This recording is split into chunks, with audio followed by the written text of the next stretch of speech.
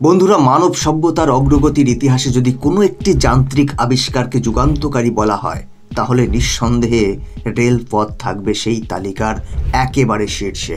সড়কপথ ধীরে ধীরে থামে, আকাশপথ ব্যয়বহুল, কিন্তু রেলপথ আজও শক্তি, নির্ভরতা আর সংযোগের প্রতীক। প্রতিদিন লক্ষ লক্ষ মানুষ, হাজার হাজার টন পণ্য ছুটে চলে এই রেলপথ ধরে। শুধু এক শহর থেকে আরেক শহরে নয়, বরং এক দেশের আত্মা ছুঁয়ে পৌঁছে যায় অন্য দেশের প্রান্তে।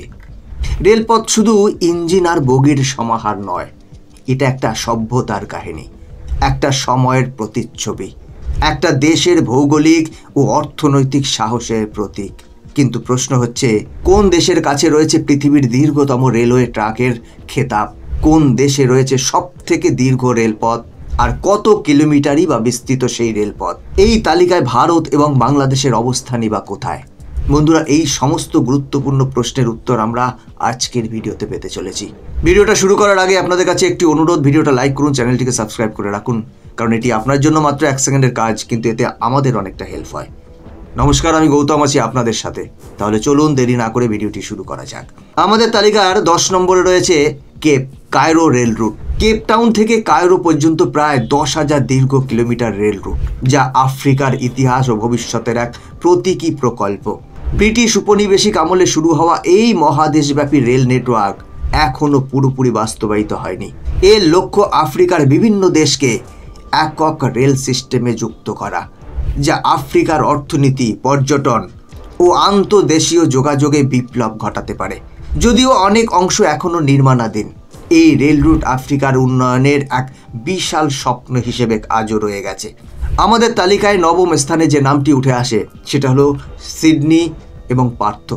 অস্ট্রেলিয়ার সিডনি থেকে পার্থ পর্যন্ত 4,352 কিলোমিটার দীর্ঘ দ্য ইন্ডিয়ান প্যাসিফিক রেলপথ, যা প্রায় 4 দিনের মহাদেশ জুড়ে একটি বিশাল যাত্রা।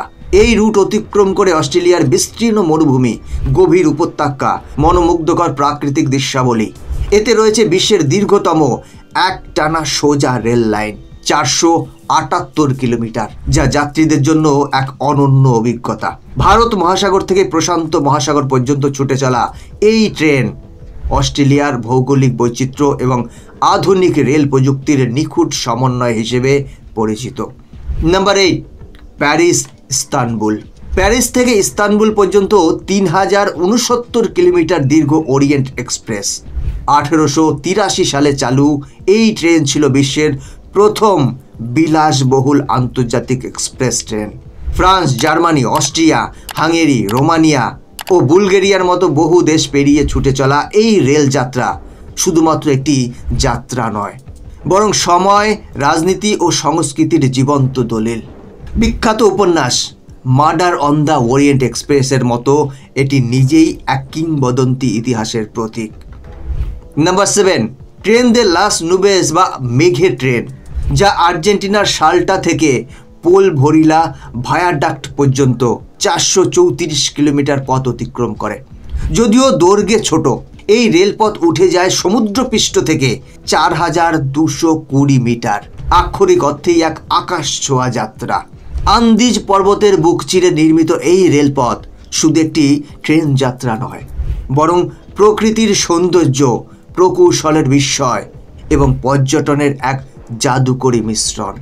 নাম্বার 6, ইস্ট ওয়েস্ট চীন রেলপথ, যা সাংহাই থেকে জিনজিয়াংয়ের উরুমকি পর্যন্ত প্রায় 4,200 কিলোমিটার বিস্তৃত। পূর্ব চীনের জনবহুল শিল্পাঞ্চল থেকে শুরু হয়ে এটি ছুটে চলে মরুভূমি, পাহাড় ও মুসলিম অধ্যুষিত জিনজিয়াং প্রদেশ পর্যন্ত।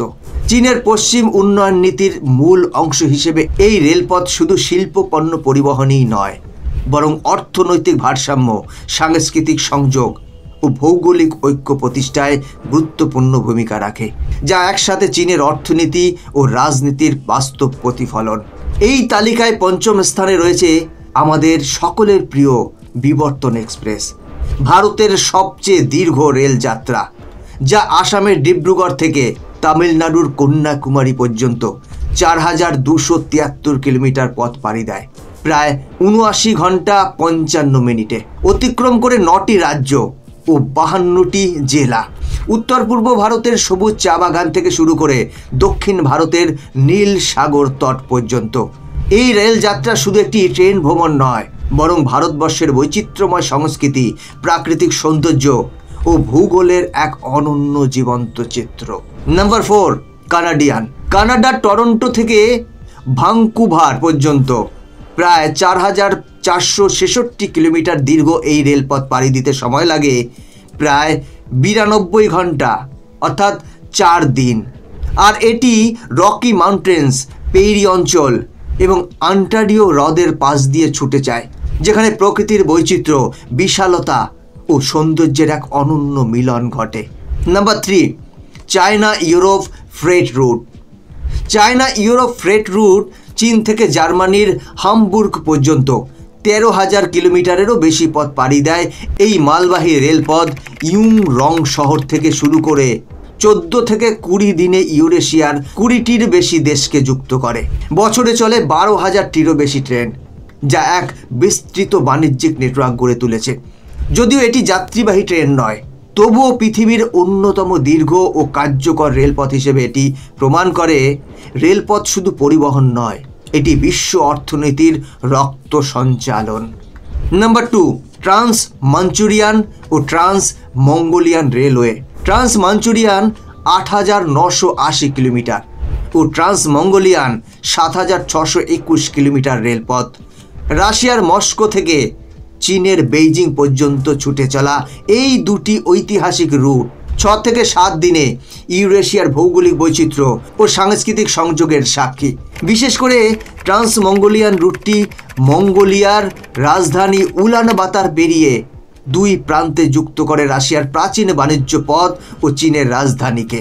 আর আজও এই রেলপথ দুটি আধুনিক সিল্ক রোডের প্রতীক হয়ে বহন করে ইতিহাস, বাণিজ্য ও সংস্কৃতির মিলন রেখা। বন্ধুরা, আমাদের তালিকার প্রথম স্থানে রয়েছে, মানে number 1, trans Siberian railway.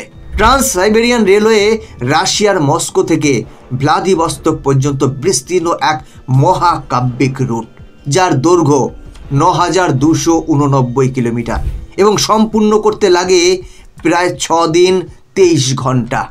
Ural পর্বতমালা, বাইকাল হ্রদ, সাইবেরিয়ার তন্দ্রা সহ প্রতিকূল ভূপ্রকৃতি অতিক্রম করে। এই রেলপথে রয়েছে 8টি টাইম জোন, 8,700টির বেশি সেতু, 980টির বেশি স্টেশন। 1891 থেকে 1916 সালের মধ্যে নির্মিত এই রুট রাশিয়া ট্রেন নম্বর 2/1 দ্বারা ছুঁয়েছে ইউরোপ ও এশিয়ার সংযোগের এক জীবন্ত ঐতিহাসিক প্রতীক। বন্ধুরা, ভিডিও শুরুতেই আমরা বলেছিলাম ভারত ও বাংলাদেশের অবস্থান দেখব, কিন্তু বাংলাদেশের নাম এই বিশ্বসেরা দীর্ঘ রেলপথের তালিকায় নেই, কারণ বাংলাদেশের সবচেয়ে দীর্ঘ রেলপথের দৈর্ঘ্য মাত্র 800 থেকে 900 কিলোমিটার, যা তালিকাভুক্ত রেলপথগুলোর তুলনায় অনেক ছোট। যেখানে বিশ্বের শীর্ষ দীর্ঘ রেলপথের দৈর্ঘ্য 3,000 থেকে 13,000 কিলোমিটারের মধ্যে। বাংলাদেশে যেমন মৈত্রী এক্সপ্রেস, মিতালি এক্সপ্রেস, বন্ধন এক্সপ্রেস রয়েছে, যা প্রতিবেশী দেশ ভারতের সঙ্গে অন্তর্দেশীয় যোগাযোগ নিশ্চিত করে। তবে এগুলো মহাদেশীয় বা আন্তর্জাতিক পর্যায়ের বিশাল নেটওয়ার্কের অংশ নয়। এছাড়া বাংলাদেশের রেল অবকাঠামো বর্তমানে আধুনিকীকরণের পথে, যেখানে পদ্মা সেতু রেল সংযোগ, ট্রান্স এশিয়ান রেল প্রকল্পের অন্তর্ভুক্তি, কক্সবাজার ঘুমধুম সীমান্ত রেল সহ নানা উন্নয়ন পরিকল্পনা রয়েছে, যা ভবিষ্যতে দেশের রেল যোগাযোগকে আন্তর্জাতিক মানে উন্নীত করতে সাহায্য করবে। এই প্রকল্পগুলো সফল হলে বাংলাদেশ দক্ষিণ এশিয়ার রেলপথ নেটওয়ার্কের গুরুত্বপূর্ণ কেন্দ্র হিসেবে আবির্ভূত হতে পারে। আপনি কি মনে করেন বাংলাদেশ কি কখনো বিশ্বের দীর্ঘতম রেলপথের তালিকায় জায়গা করে নিতে পারবে? আপনার মতামত কমেন্ট করে জানান। বন্ধুরা, আজকের ভিডিও এখানেই শেষ করছি। এরকমই ইনফরমেটিভ ভিডিও দেখার জন্য চ্যানেলটিকে সাবস্ক্রাইব করে বেল আইকনটি প্রেস করে রাখুন। দেখা হচ্ছে পরবর্তী ভিডিওতে। জয় হিন্দ।